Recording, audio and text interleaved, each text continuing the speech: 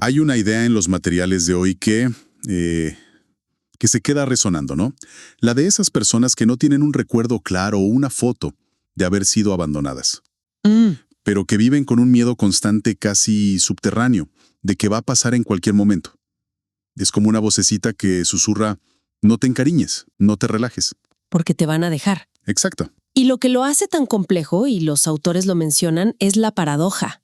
Muchas de estas personas te describen su infancia y usan palabras como normal. Buena, no me faltó nada. Justo, mis padres siempre estuvieron ahí. El relato consciente es de presencia, pero el cuerpo, el cuerpo parece contar otra historia. Una de ausencia emocional. Totalmente. Una que se siente en los huesos, aunque no se pueda nombrar. Y esa contradicción es el corazón de lo que vamos a explorar hoy. Tenemos aquí extractos de ecos de la ausencia y ecos del alma cansada. Y la idea es justo esa, ¿no? Desentrañar cómo esa herida invisible se manifiesta en la vida, en las relaciones y, como dices, en el cuerpo. Es un análisis profundo de cómo aprendimos a sentirnos seguros en el mundo. O en muchos casos, a no sentirnos seguros. Es un viaje a la raíz de cómo nos vinculamos. Y lo clave, que los textos lo subrayan, es que esto no va de buscar culpables. Va de encontrar claridad. Exactamente. De acuerdo. Empecemos por una idea que me impactó. Y es que rompen con esa imagen clásica del abandono, la de la puerta que se cierra y ya. No es necesariamente eso, ¿verdad? Para nada. Ese es el primer gran mito que derriban. El abandono más profundo, y a veces el más confuso, es el emocional. Ajá. Los autores describen escenarios muy vívidos. Una madre que está en casa físicamente, pero su mente, su afecto están en otro lado. Consumida por sus propias cosas. Claro, por sus preocupaciones, su tristeza, o un padre que es un gran proveedor, se asegura de que haya techo y comida, pero nunca conecta de verdad. No hay una mirada que diga, te veo. ¿No hay una pregunta genuina de ¿cómo estás? Cero. Es esa sensación de ser funcionalmente cuidado, pero emocionalmente invisible. ¡Uf, qué fuerte! Y en ese ambiente, pues un niño aprende a sobrevivir de una forma muy específica. Claro. Aprende a no molestar para no ser una carga. Aprende a no pedir mucho para no incomodar. A no necesitar porque la necesidad no encuentra eco. Y el cuerpo, que es sabio para sobrevivir, graba esas lecciones. Como si fueran mandamientos sagrados. No es una decisión consciente, para nada. Se convierte en una especie de manual de instrucciones no escrito para que te quieran. Precisamente. Las lecturas usan frases muy potentes como para que no se vayan, tengo que aguantar lo que sea. ¡Wow! O para que me amen, tengo que ser fácil, complaciente. Y lo más impactante es que ese manual diseñado para la infancia no se actualiza solo. Se queda corriendo en segundo plano. Por décadas. Esa se convierte en nuestra forma de operar en el amor, en los vínculos de adultos. Es un programa que se ejecuta en automático. Un software relacional lo llaman en uno de los textos. Me parece una analogía perfecta. Lo es. No es que uno elija actuar así. Es una respuesta automática, aprendida cuando tu supervivencia dependía de mantener ese vínculo, por frágil que fuera. Y se vuelve tan parte de uno que ni se cuestiona. Uno siente que así soy. Exacto. Es increíble cómo esas reglas no escritas no se quedan en la infancia. Y me pregunto, ¿cómo se ven ya de adultos? Porque los ejemplos que dan los libros son tan concretos que duele un poco reconocerse. Son universales, en cierto modo. Hablan, por ejemplo, de esas dinámicas de pareja donde una persona está siempre persiguiendo, buscando validación. Tratando de asegurar un afecto que se siente escurridizo. Tal cual. Es como si revivieran esa necesidad infantil de mírame, confírmame que estás aquí. Y la proyectan en la pareja. También describen esa tendencia a dar mucho más de lo que se recibe. Casi de forma compulsiva. Sí, como si el valor propio estuviera atado a ser útil, a servir, a anticiparse a todo. El miedo de fondo es, si dejo de ser útil, ¿por qué se quedarían? Y no solo en pareja, lo llevan al trabajo. Y eso me pareció muy interesante. Sí. La persona que trabaja hasta el agotamiento, que asume más de lo que le toca, que casi desaparece como individuo. Para ser indispensable. Es la misma lógica. Tengo que ser indispensable para que no me descarten. Ahora, lo que me llama mucho la atención es que los autores también presentan la otra cara de la moneda. Porque no todos reaccionan persiguiendo. ¿Qué pasa con los que huyen? Ese es un punto crucial.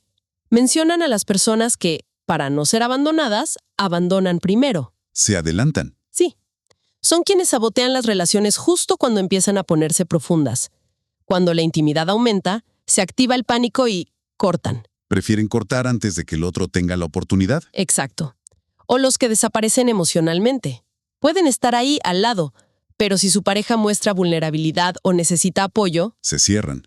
Ponen un muro. un muro de contención. Se vuelven fríos, distantes.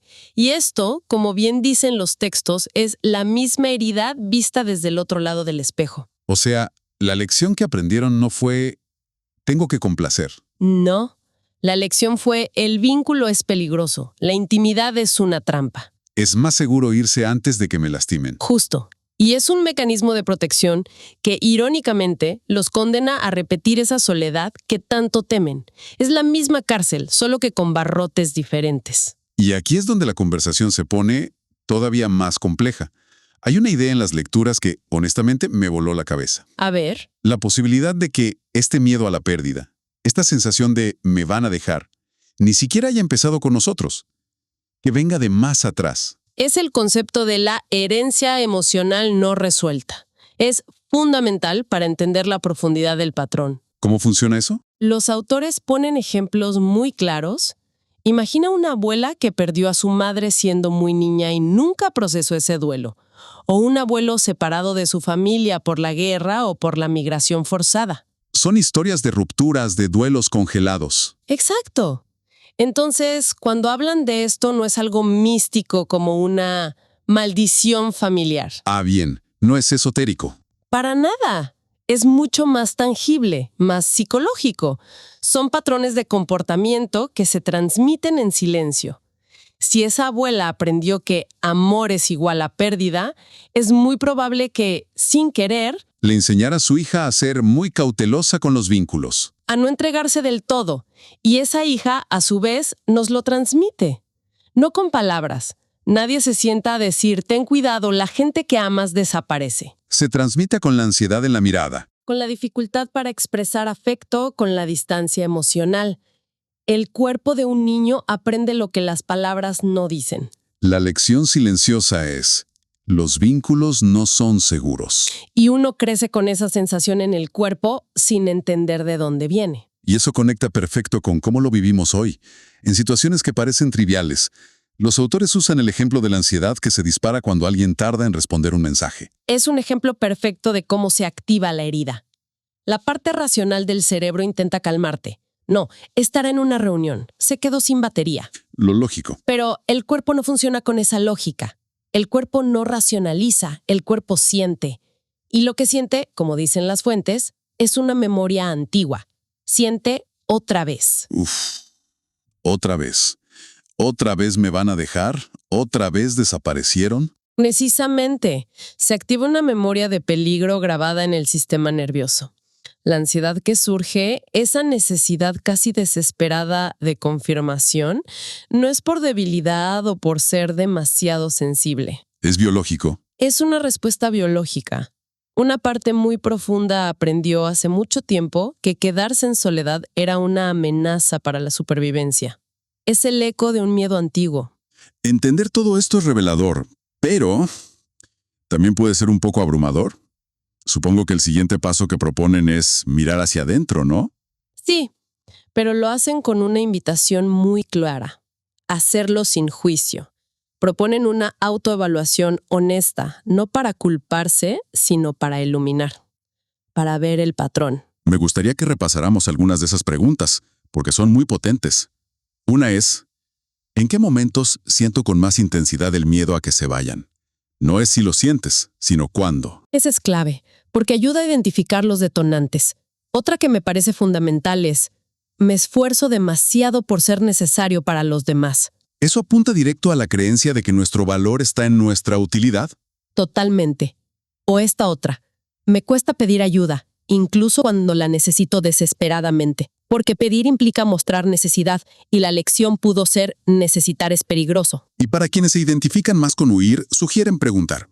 ¿Me alejo emocionalmente justo cuando alguien se acerca demasiado? ¿Saboteo la intimidad? Y la pregunta que lo conecta todo. ¿Estoy quizá repitiendo una historia que no empezó conmigo? Es un ejercicio de honestidad radical, y el propósito, insisten, no es encontrar defectos, es dar contexto, es entender que estos patrones fueron estrategias de supervivencia, muy inteligentes en su momento. Claro. Como dice una frase del material, nadie puede soltar un patrón que no ha reconocido primero. Verlo, sin juicio, es el primer paso, y a menudo el más difícil. De acuerdo. Una vez que lo vemos, que el patrón se hace visible, ¿qué sigue? ¿Cómo se empieza a sanar algo tan arraigado?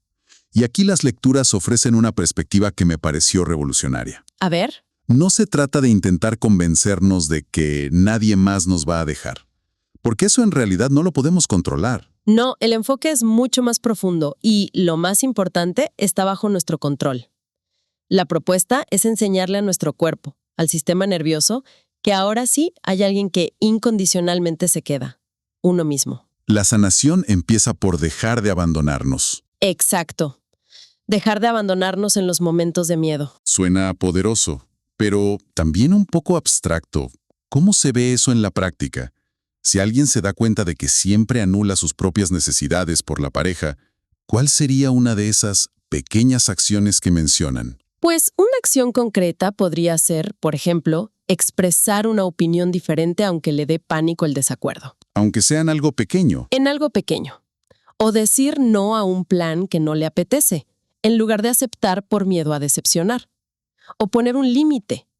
Cada una de esas acciones, aunque al principio generen una incomodidad inmensa, Son un mensaje al sistema nervioso. son un mensaje directo. El mensaje es, incluso si esta persona se enoja, yo no me abandono. Mi opinión importa. Mis necesidades son válidas. Yo me quedo conmigo. Otro ejemplo que dan es no perseguir cuando alguien toma distancia. Fundamental. En lugar de inundar de mensajes, usar ese espacio para conectar con uno mismo, para calmar el propio sistema, darse lo que se está buscando afuera.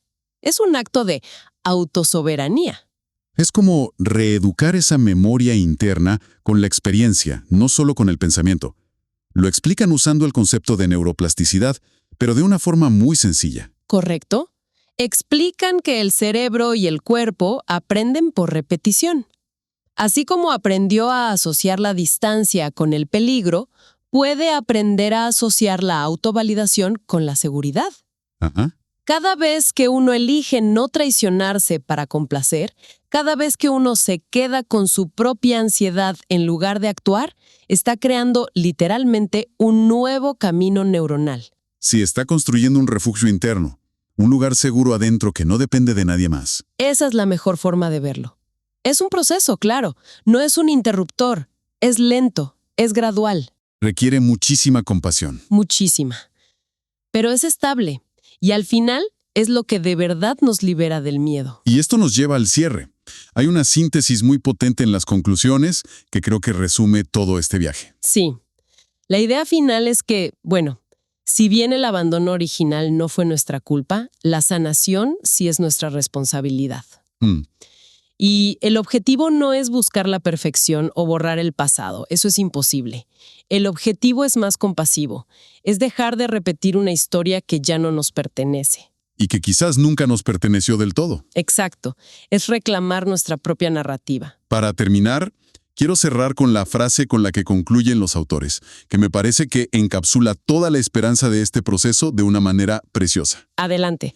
Porque cuando el cuerpo aprende que no está solo, el amor deja de doler. Y recién ahí puede empezar a sentirse como hogar. Es una imagen muy potente del resultado final de este trabajo. Y si me permites, para dejar una última reflexión, una que no busca respuesta inmediata, sino una introspección suave. Claro que sí. Me gustaría compartir esta pregunta que se extrae de las fuentes. A ver. ¿Qué parte de ti sigue cargando algo que ya no le corresponde? ¿Y qué pasaría si hoy decidieras soltarlo, aunque sea solo un poco? Si este episodio te acompañó, este espacio es para personas como tú. Gracias por estar aquí.